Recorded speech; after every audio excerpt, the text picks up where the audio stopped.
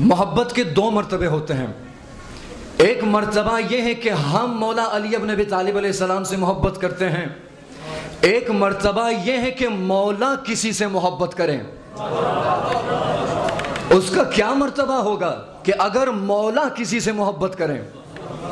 مولا اپنی ہی محفل میں خود بتاتے ہیں کہ شہریار کو بلاؤ، شہریار کو بلاؤ. شہریار کہاں ہے؟ وہ آ کے فارسی میں کچھ اشعار پڑھیں، اور شہریار آ کے مولا کے حضور اشعار پڑھتے ہیں. علی ای ہمائے رحمت تجھی آیت خدا را. یہ اشعار اس وقت بہت مشہور ہو چکے ہیں ایران میں. ہر ولادت میں ٹیلی ویژن میں اس اشعار کو نشر کرتے ہیں. آغائے مراشی نجفی کو کافی تعجب ہوا، آنکھ کھل گئی آدھی رات، کافی تعجب میں کہ بھئی یہ شہریار کون ہے جو فارسی میں اشعار پڑھتا ہے؟ یہ شہریار کون ہے؟ صبح ہوتے ہی اپنے خدام سے آغا فرماتے ہیں کہ ذرا ڈھونڈیے کہ یہ شہریار کون ہے، اس کا وجود بھی ہے کہ نہیں. لوگوں سے پوچھا گیا کہ شہریار کس شہر میں رہتے ہیں. آغا کو اطلاع ملی کہ شہریار فلاں شہر میں رہتے ہیں. بہرحال آغا کا پیغام شہریار تک پہنچ گیا کہ آغا مراشی نجفی آپ سے ملنا چاہتے ہیں، آپ سے ملاقات کرنا چاہتے ہیں. اگلی صبح شہریار آیت اللہ العظمیٰ رضوان اللہ تعالیٰ علیہ، مراشی نجفی رضوان اللہ تعالیٰ علیہ کے دروازے پہ پہنچ جاتے ہیں. دستک دیتے ہیں کہ مجھے آغا سے ملاقات کرنی ہے. اب ذرا سنیے عزیزان محترم کہ جیسے ہی ان کی نظر اور آیت اللہ مراشی رضوان اللہ تعالیٰ علیہ کی نظر شہریار کے چہرے پہ پڑتی ہے تو آغا بعد السلام یہ پڑھتے ہیں کہ علی ای ہمائے رحمت. شہریار کافی تعجب میں کہ یہ کیا ہوا. آغا خدا کی قسم کل رات میں باوضو ہو کر یہ اشعار لکھنے کے لیے بیٹھا تھا. میں ابھی تک یہ اشعار کسی بھی محفل میں کسی کے لیے یہ اشعار نہیں پڑھے میں نے. تو آپ کو کس طرح آغا نے پورا واقعہ بیان کیا اور کہا کہ شہریار اپنی قدر و منزلت کو سمجھو. مولا علی ابن ابی طالب علیہ السلام تمہارا نام لے کے تمہیں خطاب کر رہے تھے کہ شہریار کو بلاؤ. ایک مرتبہ درود پڑھے باواز بولے.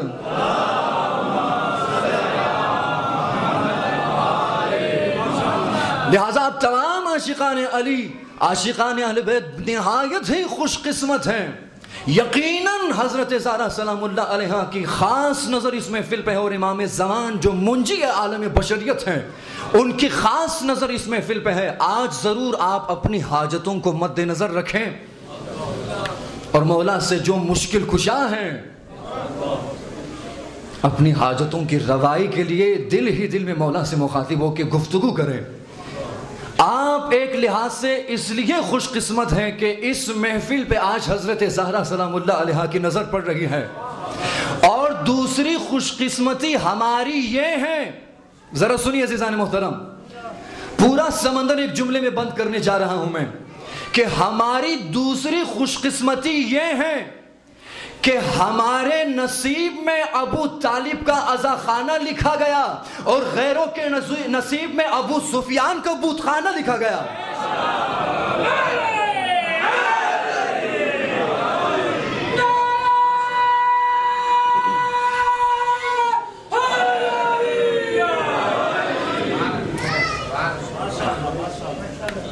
اس لحاظ سے ہم بہت خوش قسمت ہیں عزیزان محترم. اور ذکر علی ویسے بھی عبادت ہیں.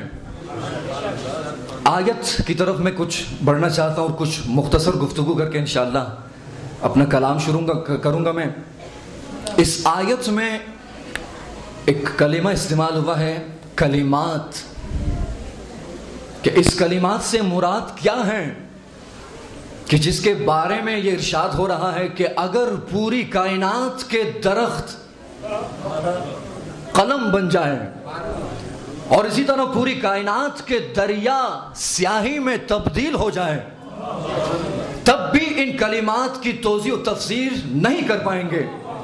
یہ کلمات کیا ہیں؟ اس سے پہلے کہ میں اس کلمات کے بارے میں کچھ کہوں، یہ بتانا میں مناسب سمجھتا ہوں کہ یہ وہی کلمات ہیں کہ جس کے ذریعے سے آدم کی توبہ قبول ہوئی، یہ وہی کلمات ہیں کہ جس کے ذریعے سے ابراہیم خلیل کا امتحان لیا گیا، اور یہ وہی کلمات ہیں کہ جو کشتی نوح کے اوپر لکھا گیا تھا، اور یہ وہی کلمات ہیں کہ جس کے ذریعے سے نوح کی کشتی کو نجات ملی۔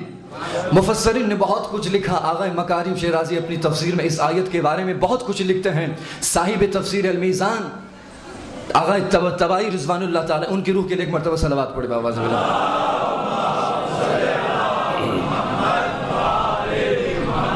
کہ اس کلمات سے مراد کیا ہے؟ مختلف مفسروں نے بہت کچھ لکھا، کسی نے کلمات سے مراد نعمات پروردگار کو لیا، کسی نے کلمات سے مراد یہ لیا کہ پروردگار عالم کی نعمات یا مخلوقات یا پروردگار عالم کا علم ہے اس سے مراد۔ مگر آئیے اس مسئلے کے حل کے لیے دروازہ رسول پہ ہم زانوزن ہو جاتے ہیں اور پوچھتے ہیں یا رسول اللہ اس کلمات سے مراد کیا ہے؟ رسول خدا صلی اللہ علیہ وآلہ وسلم بہت نہایت خوش اسلوبی کے ساتھ جواب دیں گے کہ پریشان ہونے والی کوئی بات نہیں ہے، اسی کلمات سے مراد علی ابن ابی طالب علیہ السلام ہے۔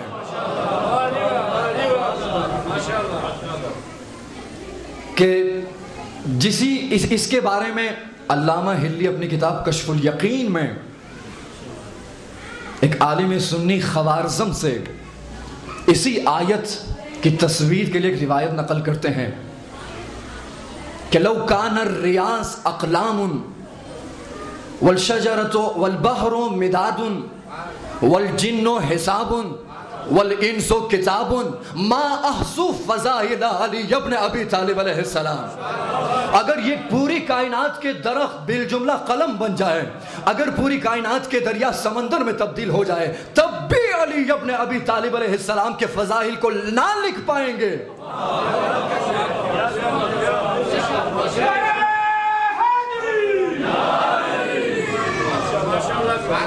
ولادت کے بارے میں آپ نے قبلہ سے ولادت کے بارے میں گفتگو سنی، لیکن میں ولادت کی طرف اشارہ صرف ایک شعر کے ذریعے سے کر کے انشاءاللہ اپنی گفتگو آگے بڑھاؤں گا میں، کہ دیوار خانہ کعبہ شق ہوئی، فاطمہ بنت حضرت کو اندر بلایا گیا اور 3 دن وہاں پہ مہمان رہی، تو شاعر کہتا ہے کہ کعبہ ابو تراب کا حسن ظہور ہے۔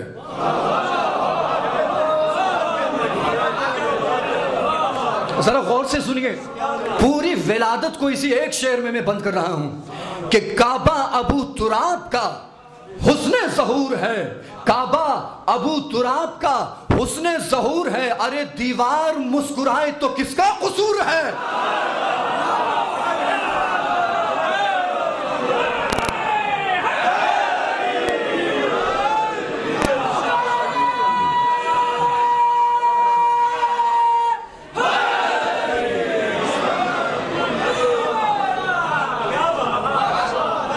کعبہ ابو تراب کا حسن ظہور ہے، کعبہ ابو تراب کا حسن ظہور ہے، دیوار مسکرائے تو کس کا قصور ہے۔ ایک مرتبہ صلوات پڑھے بابا سے بولا۔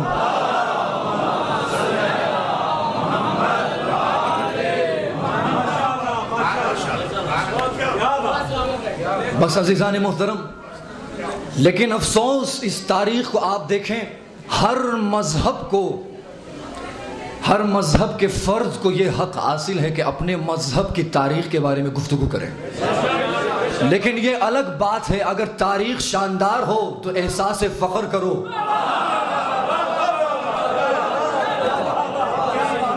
اگر تاریخ شاندار ہو تو احساس فخر کرو، اگر تاریخ تل ہو تو احساس شرمندگی کرو۔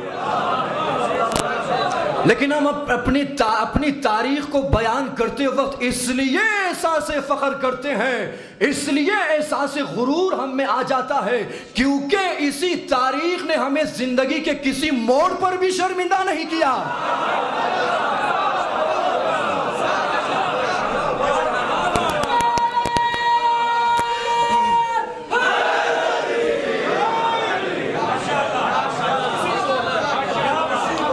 لوگوں کی تاریخ دولت و درہم و دینار کی بنیادوں سے کھڑی ہوئی ہے، ہماری تاریخ یا علی مدد کہہ کے کھڑی ہوئی ہے.